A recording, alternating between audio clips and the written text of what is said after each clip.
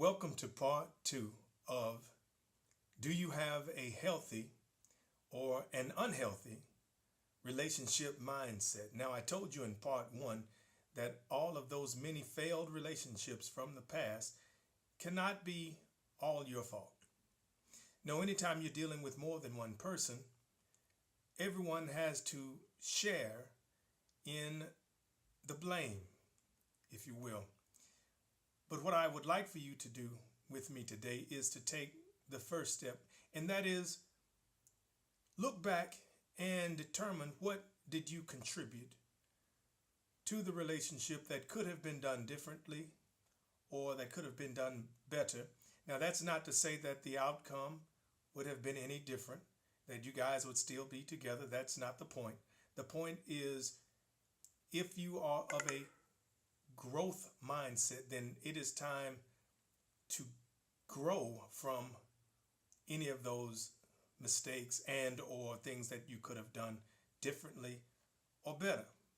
Now, I understand that many of us come from a generation where we wanted to be free to express ourselves. That was the way we got by in this world. That was how we made our mark, if you will. That was the goal, to be able to express yourself, be yourself. But what I want to tell you today, sisters and brothers, is that philosophy, that be yourself mindset, just be you mindset, does not translate well into healthy relationships and highly functioning marriages. What I mean by that is, starting today, let's listen a little differently to how this sounds. I want you to listen a little bit differently about how it sounds when you say, I'm just going to do me. Or when you might have phrased it this way, I want my man to take me as I am.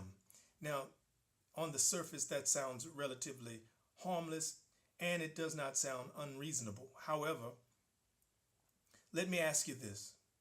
When was there ever a time when there was an endeavor that was meaningful to you, something that you really wanted, and you were going to achieve that goal by doing only those things in which you wanted to do?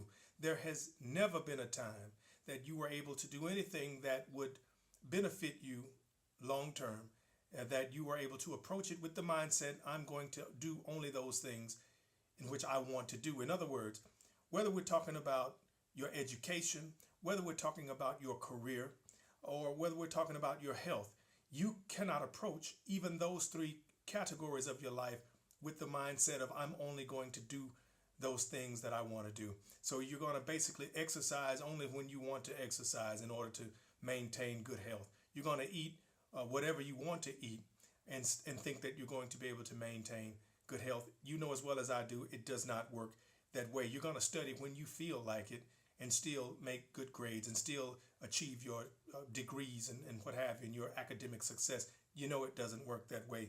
You're going to only go to work when you feel like it, and the people at your workplace are going to have to take you as you are every day. That's very, very much of an absurdity, a very asinine thought, if you will. So why do we take the mindset that in a relationship, in a marriage, that you can do only those things that you want to do, that you're just going to be you, and your mate is just going to have to take you as you are, no matter if you're trying to be at your best or not? Why do you think it would translate well in a marriage or in a relationship? Well, that's why I'm here to tell you that it does not. I want you to know that if you approached any of those other three categories, whether we're talking about your health, your career, or your education, you have failed miserably if you went in with the mindset that you're only going to do those things that you want to do. If you think you can be in a healthy, functioning relationship by only doing those things that you want to do, that's where you're going wrong. And that's the area that we need to address in terms of your mindset. There will always be times when you have to do things that you may not want to do. And this is what I mean. It can be as simple as those times when you don't feel like speaking to your mate for whatever reason. That might be the time that you need to do something that you don't want to do, and that is to go ahead and share what's on your mind peacefully. Then there are those times when you don't want to stop speaking, in which that might be the best time to hush and think about what it is that you're going to say before you say it. Because remember, when you try to force your words onto someone else, you're not changing the other person. You're changing that other person's perception of you, and your relationship, believe it or not, does not actually benefit from that. And sometimes it may never recover from that, even though you guys remain together for some time after those events. So we have to be mindful of what we say to our mates, how we say them, just as we would if we were at work. See, you might have one of those high-ranking jobs where you just tell everybody what to do, and it is their job to do it.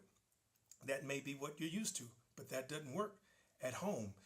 In your career, it's not about being you at your job. It's about being what your job description says that you are.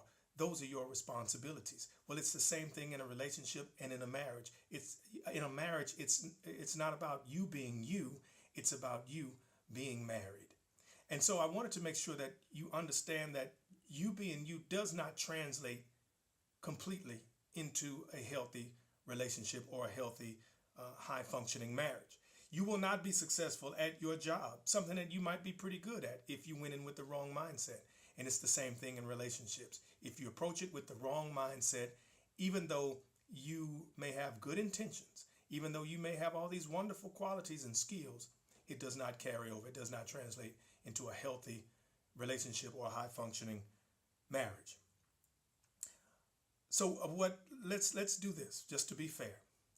Let's stop down and let's listen to how it sounds when you say, I just want to be me. I just want somebody to take me as I am. You may be saying, Jay, I just want to be myself. Well, I have to tell you that being yourself may not be the best mate. Being yourself may not be the best friend. Being yourself may not be the best employee or business owner or whatever your goal is in life. Being you, 100% you, without any concerns for the consequences of your emotional self, your intellectual self, without any concerns for just how you feel in the moment. You cannot expect your mate to be able to absorb every area of your shortcomings and that it does not have some type of negative impact on your relationship long term. So consider him, sisters. You want to approach your mate and your relationship as though it is as important as your career. And so there are certain things you won't do. There are certain things you won't say. You just don't go on your job saying anything you want to say to anybody. It just doesn't work out that way.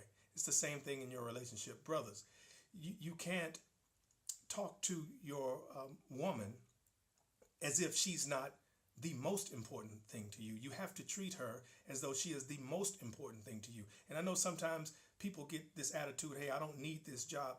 You cannot have that mindset when it comes to your mate. So even if you're not saying some of the things that you need to say, go ahead and start saying them, and you will hear how deafening that silence is when something that has not been said in quite some time, it might need to be said more frequently. Hey, and remember, I'm only here to help. And I hope this information is helping you guys out. I appreciate you hanging in there with me. I appreciate your responses.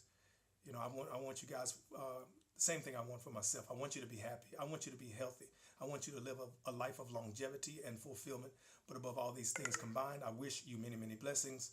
Looking forward to your responses. Keep them coming. Looking forward to part 3, where we're going to talk about how subtle a disagreement can derail your relationship and or your marriage. My name is Jay Jackson.